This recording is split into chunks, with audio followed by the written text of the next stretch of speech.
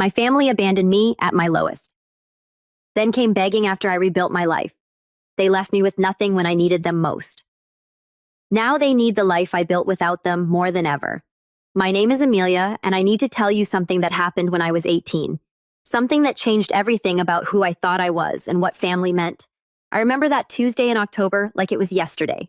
I just finished my shift at the local coffee shop where I worked part-time after school.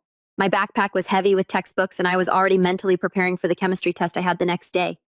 The autumn air was crisp, and I could smell wood smoke from someone's fireplace as I walked up our street. Our house looked different somehow as I approached. I couldn't put my finger on it at first, but something felt off. The curtains were drawn tight, which was unusual because Mom always liked natural light. The porch light wasn't on either, even though it was getting dark. I fumbled with my keys at the front door, juggling my backpack and the leftover pastries I'd brought home from work. When I finally got inside, the silence hit me like a physical blow. Not the comfortable quiet of an empty house, but something heavier, something final. Mom. Dad. Alex. I called out, dropping my bag by the door. No answer. The echo of my own voice seemed to mock me. That's when I noticed the furniture was gone. Not all of it, but the important pieces. The family photos that usually lined the hallway table had vanished. Mom's favorite armchair wasn't in its usual spot by the window. The coffee table where we played board games on Sunday nights was missing. My heart started racing as I ran through the house, checking every room. My parents' bedroom was completely empty. My brother Alex's room looked like it had been cleaned out in a hurry. His posters were torn down, leaving tape marks on the walls, and his closet doors hung open, revealing nothing but empty hangers. But my room was untouched. Everything exactly as I'd left it that morning. My bed was still unmade. My homework scattered across my desk. My clothes in a pile on the chair where I'd thrown them the night before. In the kitchen, I found it.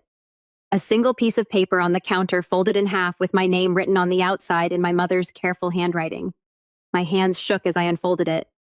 Karen, you're old enough now to take care of yourself. We've moved somewhere smaller and can't take you with us. You'll figure it out. You always do. The rent is paid through the end of the month. After that, you're on your own. Don't try to find us. That was it. 17 years of what I thought was love reduced to 4 sentences. No explanation, no goodbye, no forwarding address. Just, you'll figure it out. Like I was a math problem they'd grown tired of solving.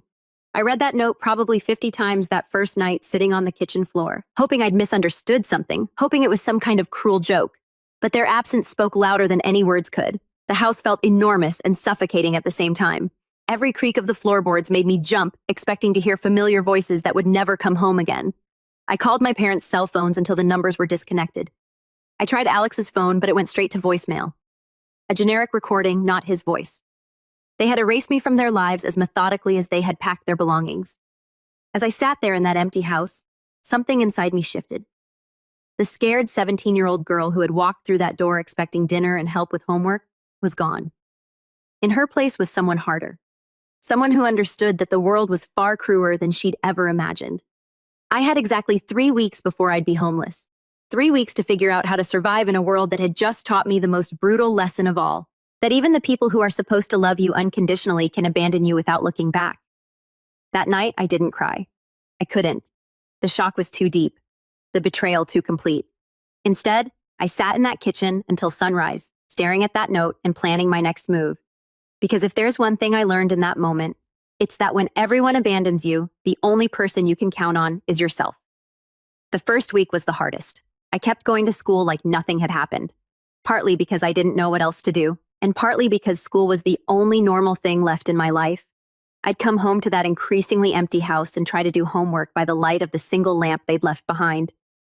When the electricity got cut off on day 8, reality hit me like a sledgehammer. I had about $60 in my savings account and whatever cash I could scrape together from my coffee shop job. It wasn't enough for a deposit on even the cheapest apartment in town. That's when I discovered the storage units behind Miller's Hardware. The owner, an elderly man named Frank, had a section of older units that weren't climate controlled. They were cheaper to rent, and he didn't ask too many questions when I paid cash for a month up front. Unit 47 became my bedroom. It was 8 feet by 10 feet of concrete walls and a corrugated metal door. I bought a sleeping bag from the thrift store and learned to arrange cardboard boxes as furniture. It wasn't home, but it was shelter, and it was mine. The hardest part was staying clean. I couldn't afford a gym membership, so I got creative.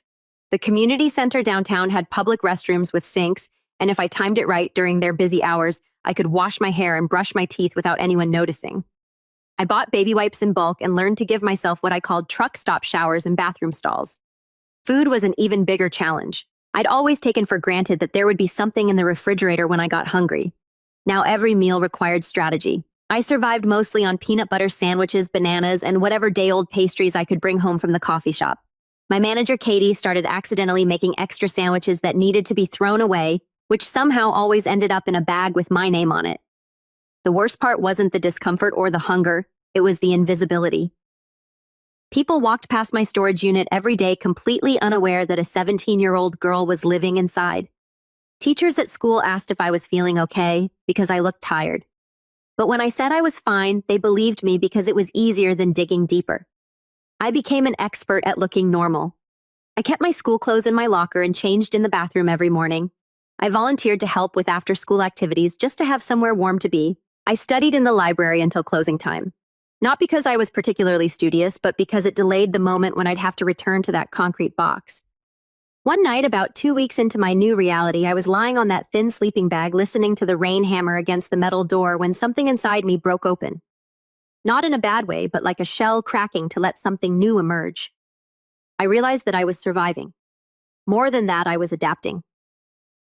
I started making lists in a notebook I'd found in my locker. Things I needed, things I wanted to accomplish, places where I could shower for free, restaurants that threw away good food at closing time. I mapped out every public bathroom in a 5-meter radius, rating them by cleanliness and privacy. Most importantly, I started paying attention to how other people managed to thrive when they had so little. I watched the homeless man who always seemed to have clean clothes and 3 meals a day and learned he volunteered at the church kitchen in exchange for food and laundry privileges. I observed the single mothers at the community center who juggled schoolwork and kids and noted how they shared resources and information. After 3 weeks in that storage unit, I felt like I'd earned a master's degree in survival. I knew which gas stations had the cleanest bathrooms, which restaurants were most likely to hire someone underage, and which social services would help without asking too many questions about where I lived. The funny thing was, I started to feel proud of myself. Not proud of the situation, but proud of how I was handling it. Every morning that I woke up in that metal box, got dressed, and walked into school looking like any other teenager was a small victory. Every night I managed to find enough food to keep going was proof that I was stronger than anyone had given me credit for. I was learning something my parents had never taught me. That dignity doesn't come from where you sleep or what you eat. It comes from refusing to let circumstances destroy your sense of self. And despite everything they'd taken from me, they couldn't take that. After living in that storage unit for a month, I knew I needed something more stable. The night shifts at Riverside Diner became available when their regular cook quit without notice. And I convinced the owner, Maria Santos, to give me a chance despite being 17. "You sure you can handle this kid?" Maria asked, looking me up and down skeptically. Night shift means 10 p.m. to 6 a.m. 4 nights a week. It's not glamorous work. I almost laughed. Glamorous was the last thing I was worried about. "I can handle it," I told her, and I meant every word. The work was exactly what I needed. While other teenagers were sleeping in warm beds, I was flipping burgers, washing dishes, and cleaning tables for truckers, night shift workers, and the occasional drunk college student. The pay was minimum wage, but Maria let me eat 1 meal per shift, which solved my biggest problem. More importantly, the diner was warm, well-lit, and had clean bathrooms. I could do homework during slow periods, and Maria didn't mind if I used the employee shower in the back after my shift ended. She never asked why I needed to shower at work, and I never offered to explain. The other night shift workers became my unlikely family.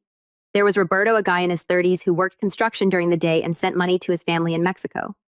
Carmen, a nursing student who needed the flexible schedule, and Big Jim, a former trucker who told stories that could make you laugh until your sides hurt.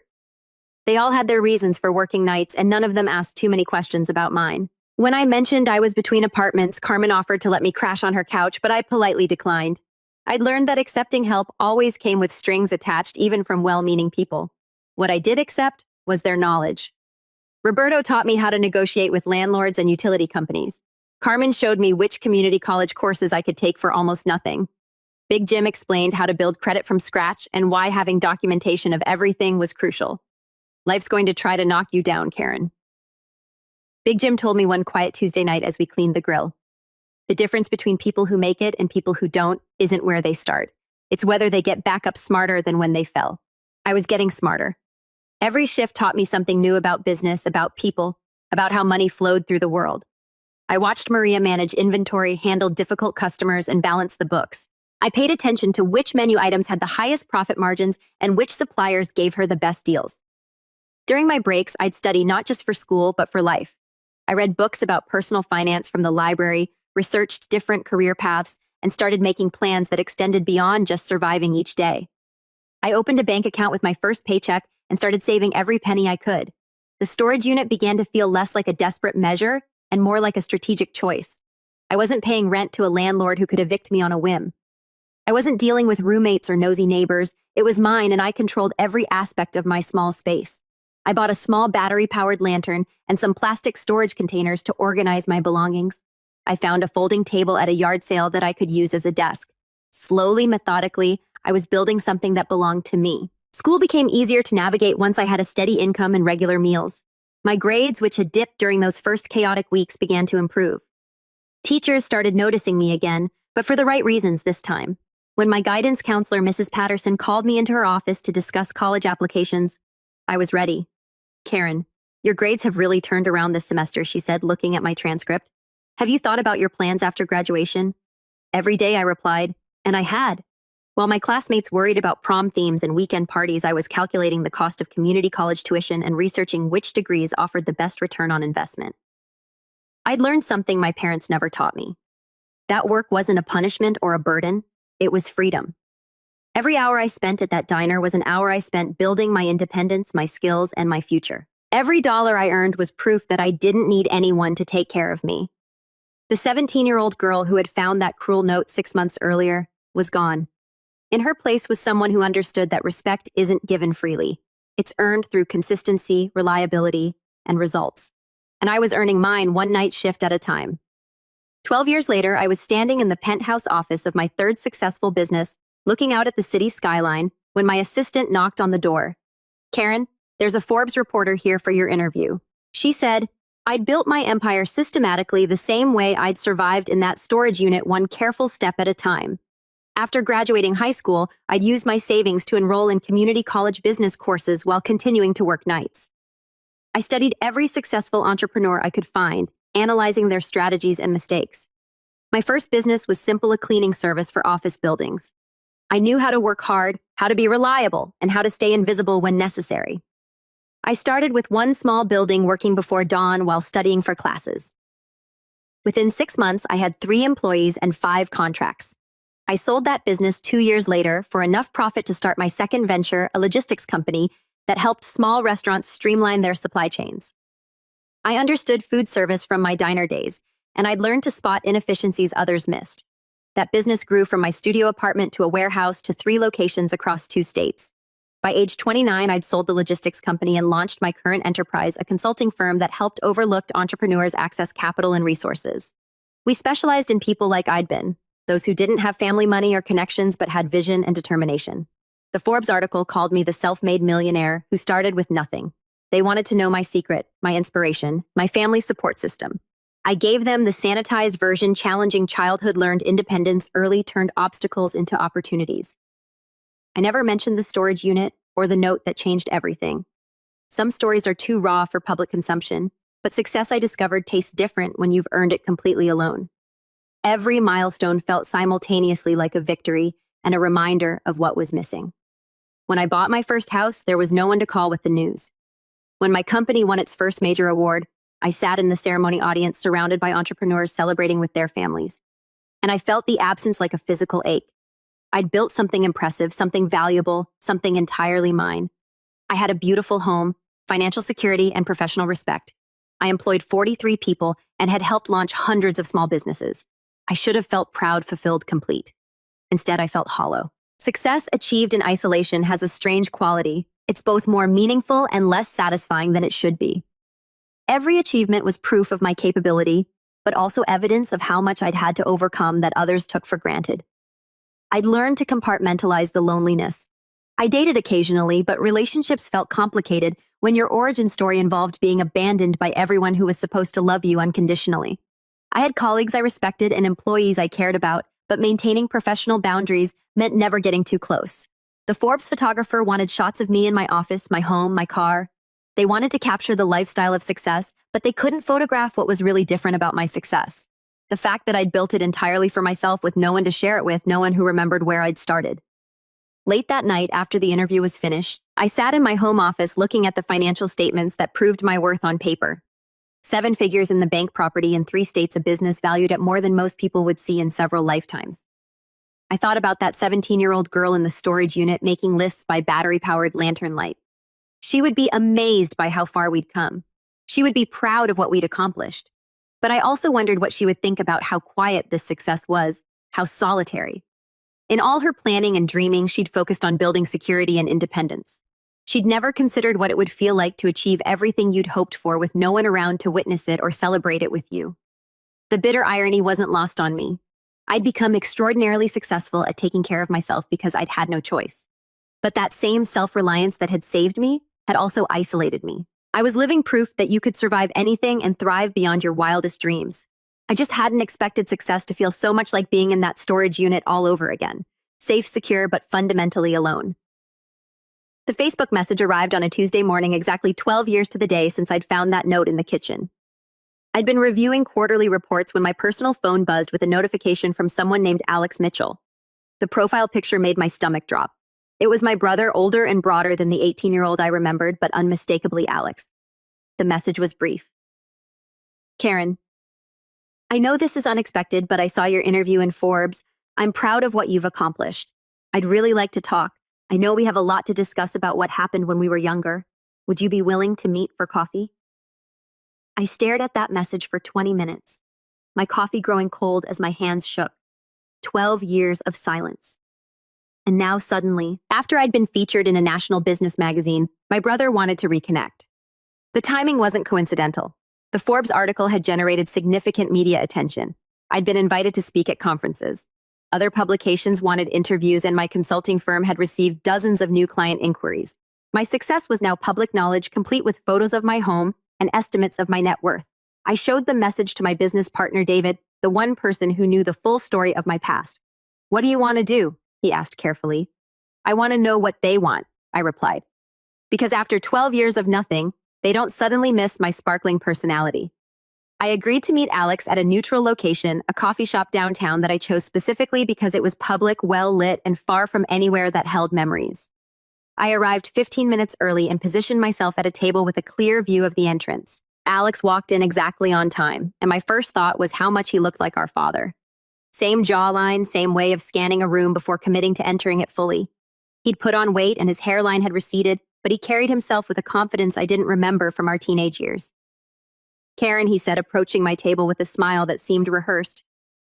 You look amazing. Success suits you. I didn't stand up or offer a hug. Alex, you look...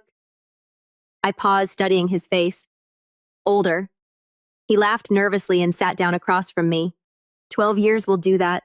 I can't believe how well you've done for yourself. That Forbes article was incredible. There it was, the reference to my public success within the first minute of conversation. I leaned back in my chair and waited for him to continue. I've thought about reaching out so many times over the years, he said, fidgeting with his coffee cup. But I never knew what to say. We were all so young when everything happened. You were 21, Alex, hardly a child. His face flushed slightly. You're right. I should have. I mean, things were complicated.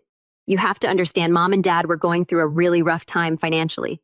The house was in foreclosure. Dad had lost his job, and they felt like they had no choice.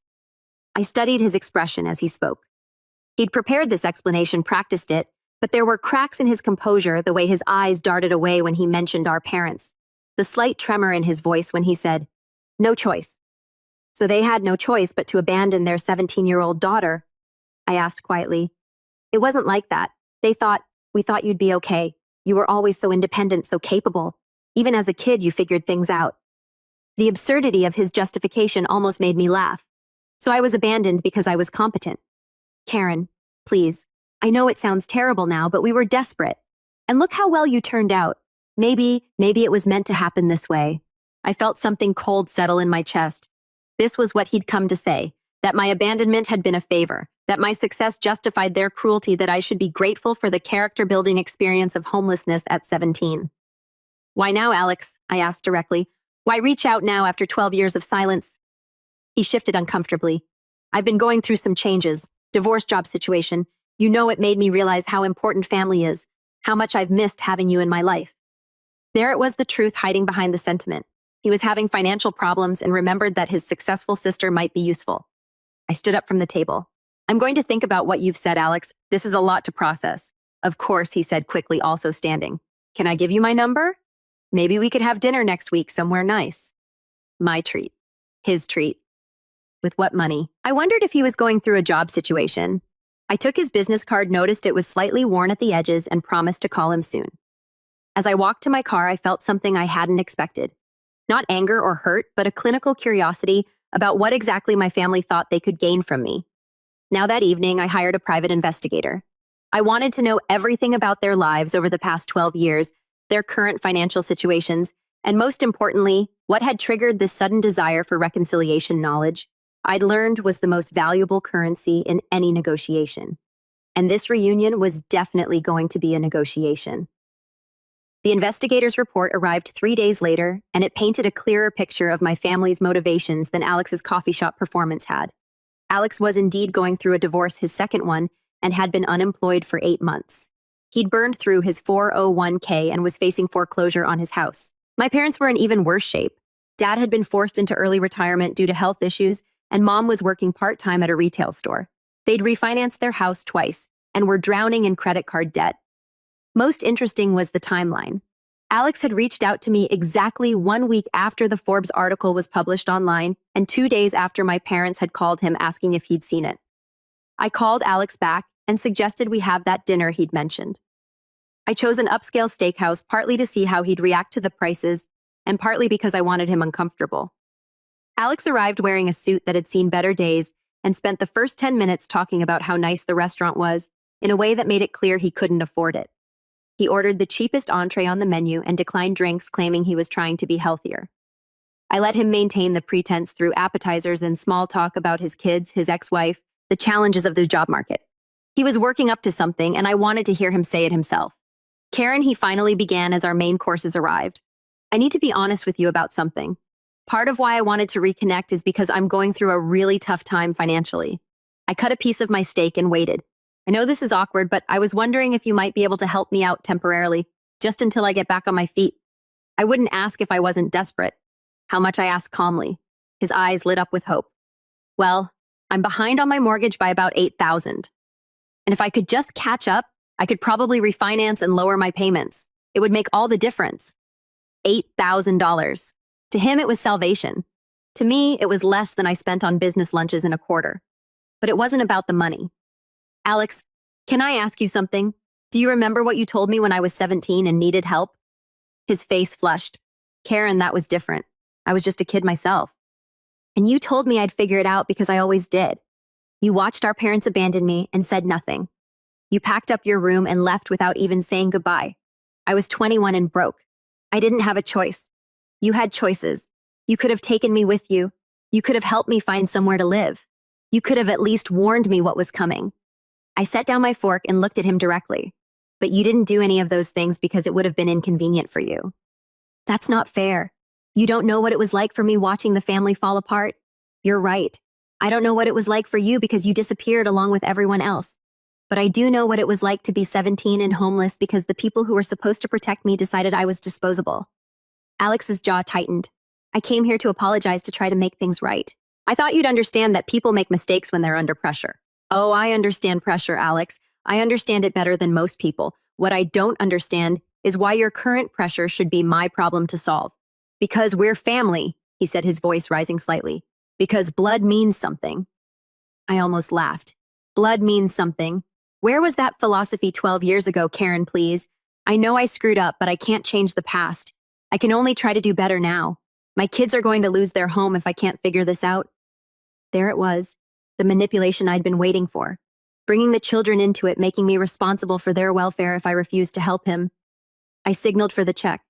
Alex, your children losing their home would be tragic, but it wouldn't be because I refused to bail you out. It would be because their father made poor financial decisions and is now trying to manipulate his abandoned sister into solving problems he created. That's cold, Karen. Even for you, cold, I repeated, pulling out my credit card. You know what's cold, Alex, leaving a 17-year-old to fend for herself because it's financially convenient. What I'm being is consistent. You taught me that family members aren't responsible for each other's survival. I learned that lesson very well. As I signed the check, Alex made one last attempt. Mom and Dad want to see you too. They miss you. I looked at him for a long moment. Do they? Or do they miss the idea of having a daughter who might be useful to them now? His silence was answer enough.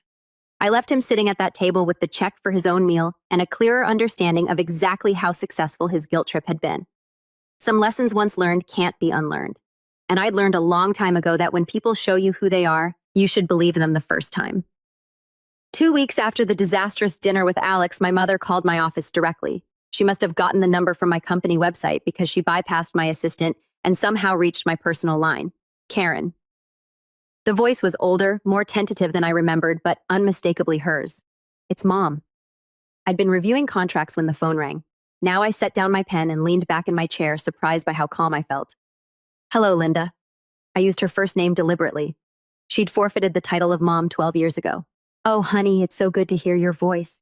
Alex told me you two had dinner. He said it didn't go very well. That depends on your perspective. I thought it was quite illuminating. There was a pause. Karen, I know you're angry with us. You have every right to be. But I was hoping we could talk just you and me. There's so much I need to explain. Explain away. I have a few minutes, not over the phone. Could we meet somewhere, please? I know I don't deserve it, but I'm asking anyway. Against my better judgment, I agreed to meet her for lunch the next day. I chose a restaurant near my office, somewhere I could easily leave if necessary. She was already seated when I arrived, looking smaller and grayer than I'd expected.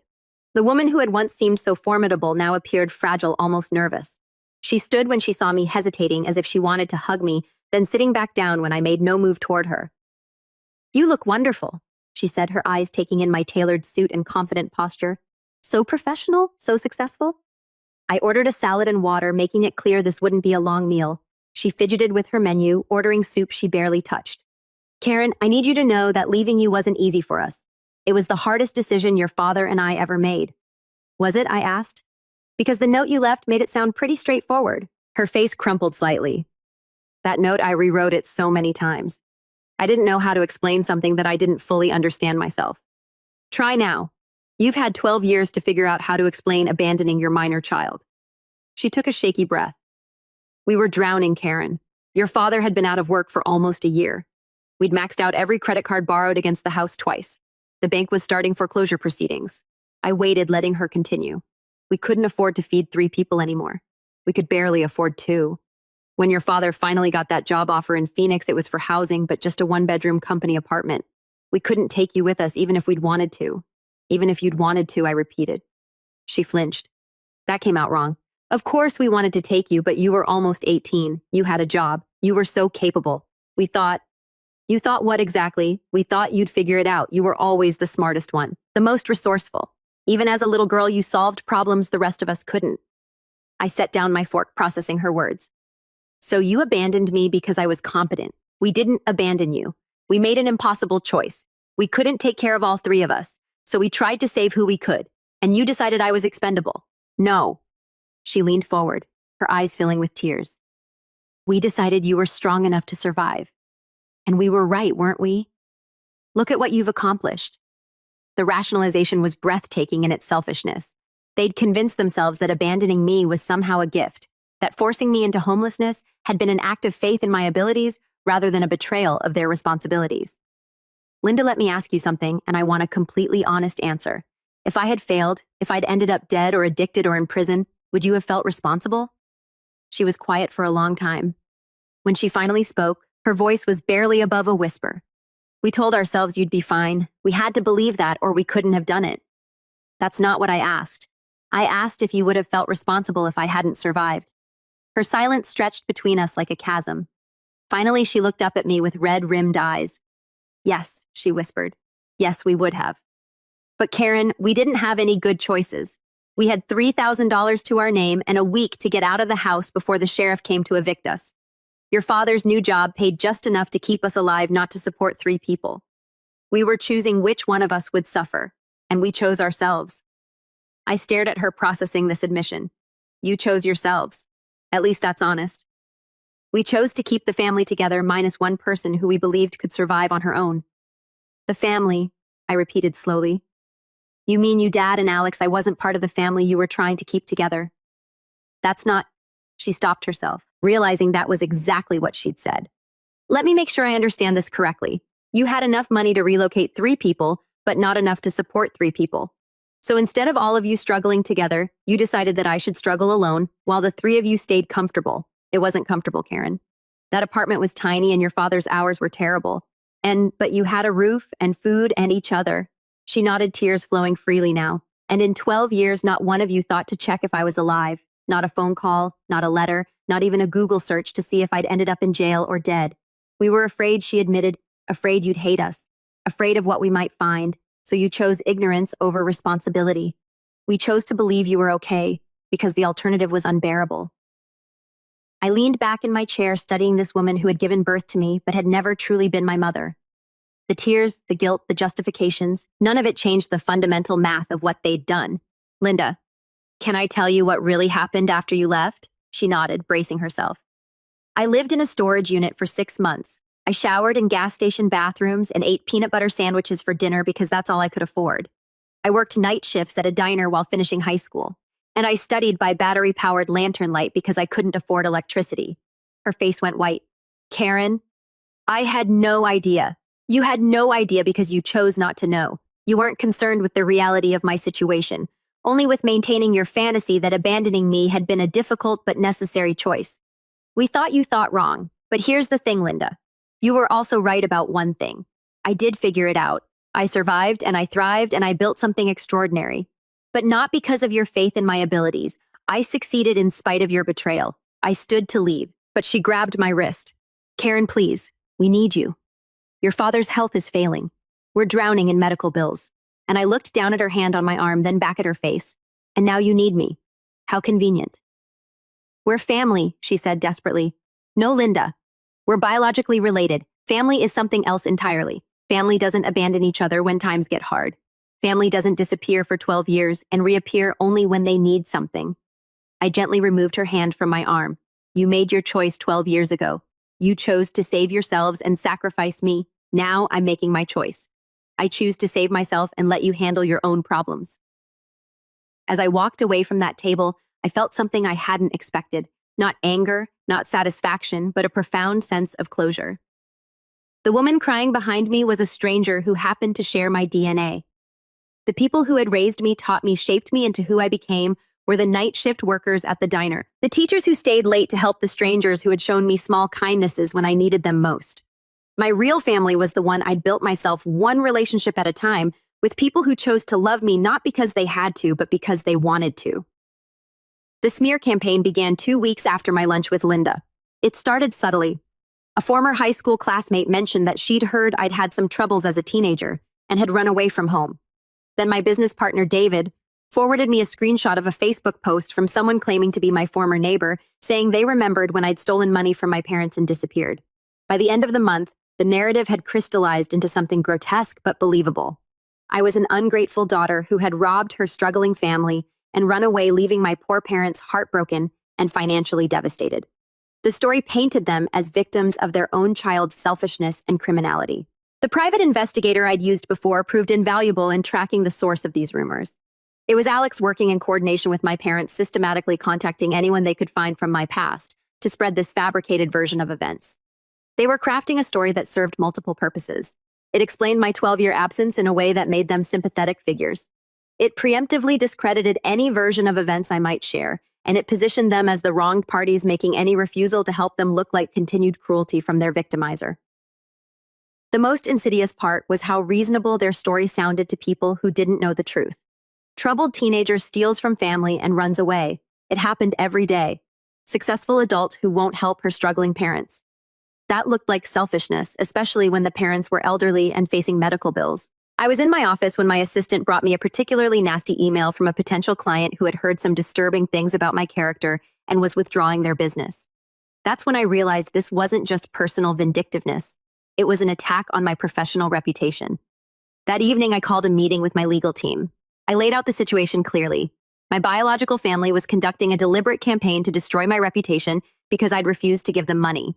Do we have grounds for defamation suits? I asked my attorney, Rachel. Potentially, but it would be difficult to prove damages and it might generate more publicity than you want, she replied. The real question is what you want to achieve. Do you want them to stop, or do you want to clear your name publicly? Both. Then we need evidence documentation proof of what really happened 12 years ago. That's when I realized I'd kept everything.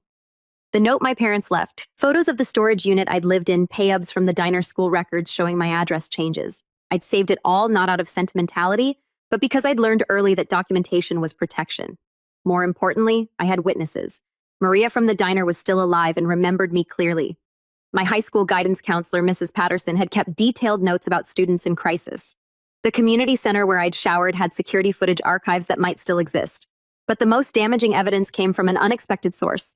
My brother Alex had been posting on social media about his financial struggles for months, creating a clear timeline that contradicted their victim narrative. His own Facebook post showed him asking for money from various relatives, mentioning his parents' financial problems and bragging about reaching out to his successful sister long before he'd actually contacted me. I compiled everything into a comprehensive file and had my attorney send cease and desist letters to Alex and my parents. The message was clear: stop spreading lies or face legal consequences with evidence that would expose them completely. But I also did something else. I started telling my real story to people who mattered. Not publicly, not dramatically, but quietly to the colleagues and clients who had heard the rumors. I shared the documentation with a few key people, letting them draw their own conclusions. The truth I discovered was more powerful than fiction. When people saw the actual note my parents had left, the photos of where I'd lived, the timeline of events supported by documentation, the lies fell apart. More importantly, my professional reputation spoke for itself. 12 years of ethical business practices, reliable service, and genuine relationships carried more weight than gossip from people no one had ever met. Within a month, the Whisper campaign had backfired spectacularly. Instead of destroying my credibility, it had highlighted my resilience. Instead of making me look like a selfish daughter, it made me look like someone who had overcome extraordinary circumstances to build something meaningful. The final irony was that their lies had inadvertently advertised my success story. Several new clients approached me specifically because they'd heard I'd built my business from nothing and wanted to work with someone who understood real struggle. As I sat in my office looking at the stack of new contracts, I realized that my family had given me one final gift. They'd taught me that my reputation was strong enough to survive their worst intentions. They'd tested my foundations and found them solid. They'd also revealed something crucial about themselves. When decent people can't get what they want through honest means, they accept disappointment and move on. When toxic people can't get what they want through manipulation, they escalate to destruction. The people who had abandoned me at 17 were now trying to destroy me at 29. The consistency was almost admirable. The escalation came exactly as I'd predicted, when the cease and desist letters stopped the social media campaign, and when it became clear that their reputation destruction had backfired. My family moved to direct confrontation. It started with Alex showing up at my office building. My security called to inform me that someone claiming to be my brother was in the lobby demanding to see me. When I refused the meeting, he began shouting loud enough for other tenants to hear, claiming I was heartless and abandoning family in their time of need. Security escorted him out, but he returned the next day. And the day after that, by the fourth day, he'd brought reinforcements. My mother stood in the lobby holding a photograph of me as a child, telling anyone who would listen that her daughter had turned her back on the family that raised her. They'd stationed themselves during lunch hour, when foot traffic was highest, maximizing the number of people who witnessed their performance. When building security banned them from the property, they moved to the parking garage. When they were banned from there, they set up across the street with handmade signs reading, "Karen Mitchell, successful businesswoman, failed daughter." The harassment extended beyond my workplace. They somehow got my home address and began parking outside my house at all hours. Sometimes just sitting in their car, sometimes walking up to ring the doorbell repeatedly when I was clearly home but not answering. My neighbors, professional people who valued privacy and quiet, were not amused by the disturbance. Mrs. Chen from next door approached me apologetically to say that the situation was making her uncomfortable, and could I please handle it. The final straw came on a Friday evening. I was hosting a small dinner party for potential investors when my parents showed up at my front door demanding to be let in. They rang the doorbell continuously for 10 minutes, then began pounding on the door and shouting, "Karen, we know you're in there. We can see the cars. How can you entertain strangers while your own parents are suffering?" My guests, sophisticated business people who were considering investing significant money in my firm, sat in my dining room listening to this spectacle. One of them, a venture capitalist named James, quietly asked if I needed to call the police. I excused myself and opened the front door, stepping outside to face my parents on the porch. They looked haggarded and desperate, but their eyes held something I recognized from my childhood. the particular rage that came when they weren't getting their way. "This ends now," I said quietly. "You're harassing me at work, at home, and now you're disrupting my business meetings. This is stalking, and it's going to stop." "We're not stalking you," my father said, his voice shaking with anger. "We're trying to reach our daughter who won't return our calls or acknowledge our existence." "I acknowledged your existence. I met with Alex, I met with Linda, I heard what you had to say, and I made my decision. That should have been the end of it. The end of it." My mother's voice rose to near hysteria. "You're our child. You don't get to just cut us off because it's convenient." "Watch me," I replied calmly. That's when my father stepped closer, his face flushed with rage. "You ungrateful little, we gave you life. We raised you. And this is how you repay us. You gave me DNA and 18 years of housing. That's not the same thing as raising me. And you seem to have forgotten that you threw away any claim to gratitude when you abandoned me." "We didn't abandon you. We made a hard choice in impossible circumstances. You keep telling yourself that, but we both know the truth. You saved yourselves and sacrificed me, and you do it again tomorrow if it served your interests." My mother began crying, loud theatrical sobs designed to attract attention from the neighbors. "How can you be so cruel? We're old. We're sick. We're struggling. And our own daughter won't even help us." "Your daughter is helping you," I said. "She's teaching you the same lesson you taught her. That when people won't or can't help you, you figure it out yourself." That's when my father made his mistake. He grabbed my arm, his grip tight enough to bruise, and pulled me toward him. "You're going to help us, Karen. One way or another, you're going to do right by your family." Behind me, I heard chairs scraping as my dinner guests stood up. James appeared in the doorway, followed by the other investors. "Is everything all right out here?" James asked, his tone, making it clear that everything was obviously not all right. My father immediately released my arm and stepped back, realizing he just physically threatened me in front of witnesses. Professional witnesses, wealthy, influential witnesses who could destroy what little remained of their credibility. "Everything's fine," I said, not taking my eyes off my father. My biological relatives were just leaving. The word biological hung in the air like a slap. Not family, not parents, biological relatives. "Karen, please," my mother whispered. "We're desperate." "I know," I replied. "Desperate people do desperate things, which is why I'll be filing for a restraining order on Monday morning. If you come within 500 feet of me, my home, or my business again, you'll be arrested." As they walked back to their car, I heard my father mutter something about lawyers being expensive and teaching me a lesson I won't forget. I turned to my dinner guests, who were standing in my doorway looking shocked and uncomfortable. "I apologize for that display," I said calmly. "As you may have gathered, I have some family members who are having difficulty accepting boundaries. Shall we return to dinner?" The restraining order should have ended it.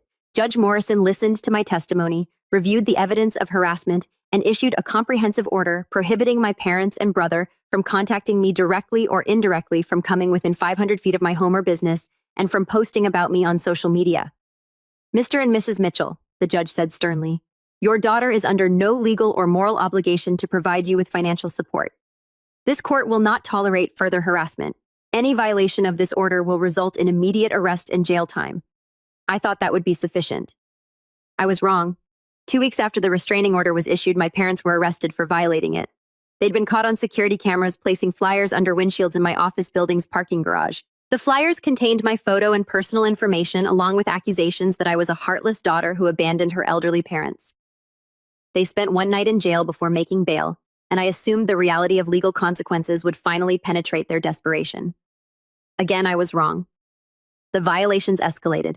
They created fake social media accounts to circumvent the prohibition on posting about me. They had Alex's ex-wife call my office pretending to be a potential client, then launch into a tirade about my family abandonment when my assistant connected the call. They hired a billboard company to put up a sign on the highway leading to my office complex reading, "Karen Mitchell, when success costs your soul." Each violation resulted in fines, court appearances, and eventually brief jail sentences. But they seemed to view legal consequences as merely the cost of doing business in their campaign to force me into compliance. The breaking point came when they involved my employees. My assistant Jennifer had worked for me for 3 years. She was professional, discreet, and fiercely loyal to both me and the business. When she didn't show up for work on a Tuesday morning, I called her cell phone repeatedly with no answer. Finally, she texted me, "Karen, I'm so sorry, but I can't come in today. There are people outside my apartment who say they're your parents, and they've been there since 6 a.m. They're scaring my children." I immediately called the police, and my attorney then drove to Jennifer's apartment complex myself.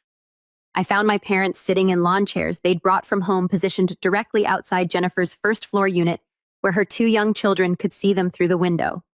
They'd somehow obtained Jennifer's home address, probably through public records tied to her employment verification, and decided that harassing my employees was an acceptable escalation. When I pulled up, they didn't even have the grace to look ashamed. "Maybe now you'll talk to us," my father said, standing up from his lawn chair. "You're harassing my employee at her home in front of her children. We're trying to get your attention." My mother replied, "Since you won't respond to reasonable attempts at communication, reasonable." I laughed, but there was no humor in it. "You think terrorizing innocent people who work for me is reasonable?" "We think doing whatever it takes to reach our daughter is reasonable," my father said. That's when I realized something fundamental about these people. They genuinely believed that their need justified any behavior, no matter how harmful to others. In their minds, I was the villain for not giving them money, and anyone connected to me was fair game in their war to change my mind. When the police arrived, my parents were arrested again, this time for stalking and harassment of a third party. The charges were more serious, and bail was set higher, but the damage was done. Jennifer was visibly shaken. Her children were asking questions she couldn't answer, and she felt unsafe in her own home. She requested a transfer to work remotely for the indefinite future, which I immediately approved, along with a security system for her apartment paid for by the company. That evening, I sat in my attorney's office discussing options that went beyond restraining orders. "Rachel, they're not responding to legal consequences. They're treating jail time and fines as acceptable costs. What are my options for making this stop permanently? Civil harassment suits, extended restraining orders, possibly criminal charges if we can prove a pattern of stalking," she replied. "But Karen, I have to ask, what do you think they'll do if they realize they can't win?" "What do you mean? Desperate people with nothing left to lose sometimes make dangerous choices. They've already shown they're willing to involve innocent parties like your employee. If they conclude that legal pressure won't work, they might escalate to something more serious." I thought about my father's grip on my arm that night at my house, the rage in his eyes when I refused to comply. I thought about the calculated way they'd researched Jennifer's address and terrorized her children to get to me. You think they might become physically dangerous? I think people who believe they're justified in any behavior to get what they want are inherently unpredictable. And people facing financial ruin with no other options sometimes make desperate choices. That night, I upgraded my home security system, informed my office building's management about the ongoing situation, and arranged for a security consultant to review my daily routines. I was learning that setting boundaries with truly toxic people doesn't make them respect those boundaries. It makes them more creative about violating them. And when creativity fails, some people turn to force. My parents had taught me many lessons over the years, but this was perhaps the most important, that some people would rather destroy what they can't control than accept that it's not theirs to control. The final confrontation happened at my office, but this time I orchestrated it. After months of escalating harassment, arrests, and violations, I realized that my parents would never stop on their own. They'd convinced themselves that persistence would eventually wear me down, that their desperation gave them the right to terrorize me and anyone connected to me. So I decided to end it myself. I had my attorney arranged a meeting under controlled conditions, my office conference room, my security, my recording equipment, and my rules. I told them through their court-appointed lawyer that I would meet with them one final time to discuss their requests, but only under these specific circumstances. They agreed immediately, probably thinking they'd finally broken me down. When they arrived, they looked worse than I'd ever seen them. Months of legal battles, fines, and brief jail stays had taken their toll. My father's face was gaunt, and my mother's hands shook slightly as she sat down across from me. Alex looked defeated, older than his years. "Thank you for agreeing to see us." My mother began, her voice carrying a mixture of hope and desperation. "Don't thank me yet," I replied. "You might not like what I have to say." For the next hour, they laid out their case, their medical bills, their mortgage payments, their credit card debt, their shrinking Social Security checks. They painted a picture of elderly people facing destitution through no fault of their own.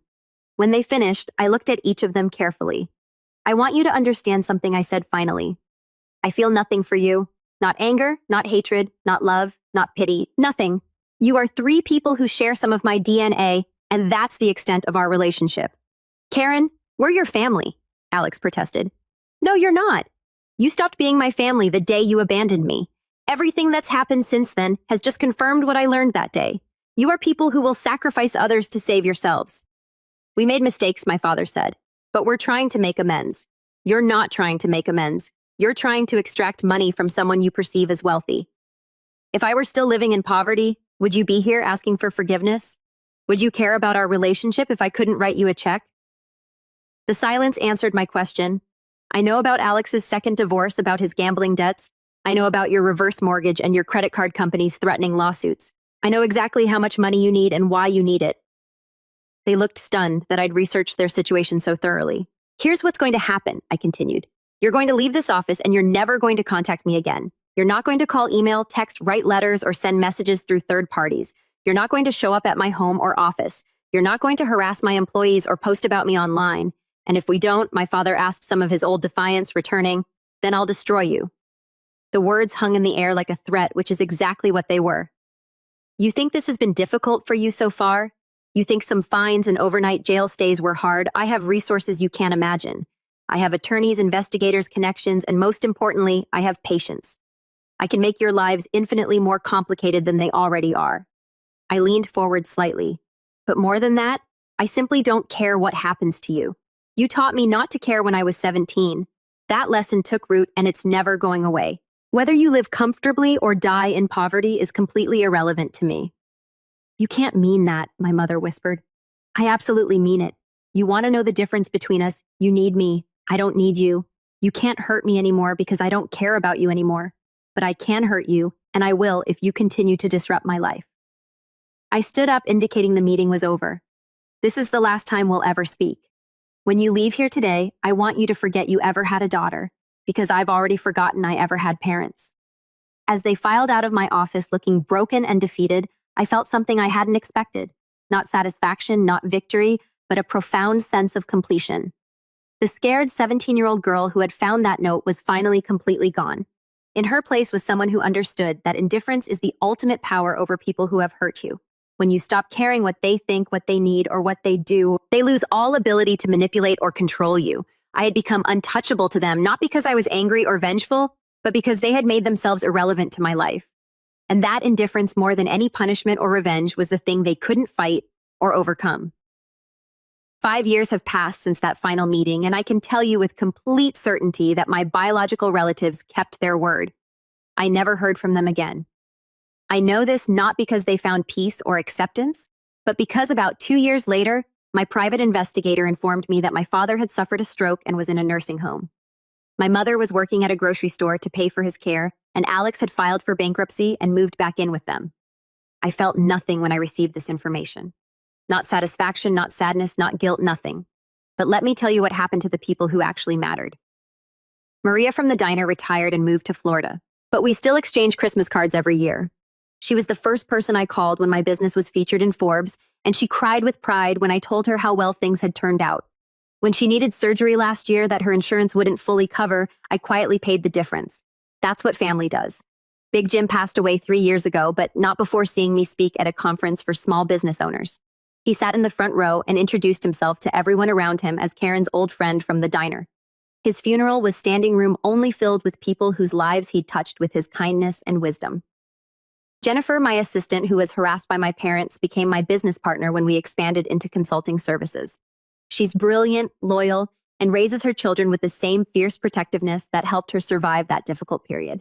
Her kids call me Aunt Karen and don't know that their college funds are already fully funded. Mrs. Patterson, my high school guidance counselor, nominated me for an Alumni Achievement Award. When I went back to accept it, she pulled me aside and said, "I always knew you'd be fine, Karen. You had something the other kids didn't. You understood that your circumstances didn't define your possibilities." David, my business partner, became one of the closest friends I've ever had. He knows my whole story and has never once suggested I should forgive my parents or heal the rift in my family. He understands that some relationships are meant to end, and that wisdom lies in knowing the difference between what can be repaired and what should be discarded. I've built a chosen family of people who earned their place in my life through consistency, kindness, and genuine care. We celebrate each other's successes, support each other through difficulties, and show up when we're needed. This is what family actually looks like. My company now employs over 100 people and has helped launch more than 1,000 small businesses. I speak at conferences about entrepreneurship, resilience, and building success from nothing. I never mention my personal story publicly, but I do share one crucial message: that your value is not determined by how others treat you. It's determined by how you treat yourself. The most important lesson I learned from those years of conflict with my biological relatives is this: forgiveness is not mandatory. Reconciliation is not necessary for healing. And family is not defined by blood. Some people are born into loving families who support them through everything. Others, like me, have to create their families from the people who choose to love us despite having no obligation to do so. The people who abandoned me taught me that I was disposable to them. The people who stayed taught me that I was valuable to them. I chose to believe the ones who stayed. Today, I woke up in a home filled with photos of people who matter to me. Friends, colleagues, mentors who helped shape who I became. I'll spend this evening having dinner with people who chose to be in my life and whom I chose in return. This is what victory looks like. Not revenge against those who hurt you, but a life so full of genuine love and meaningful relationships that their absence becomes irrelevant. I am living proof that you don't owe anyone your forgiveness, your presence, or your resources simply because they share your DNA. You don't owe anyone a relationship that diminishes your peace, threatens your safety, or demands that you set yourself on fire to keep them warm. Sometimes the strongest thing you can do is walk away from people who will never value you and toward people who already do. Sometimes the greatest family you'll ever have is the one you build yourself. One person at a time, one choice at a time, one boundary at a time. And sometimes the best thing toxic people can do for you is exactly what mine did for me. They can teach you that you're strong enough to survive without them capable enough to thrive despite them, and wise enough to know the difference between people who deserve a place in your life and people who don't. My story began with abandonment, but it ends with belonging, real belonging, with people who earned their place and who I earned in return. That 17-year-old girl in the storage unit would be amazed not just by what I built, but by who I built it with, and she would be proud.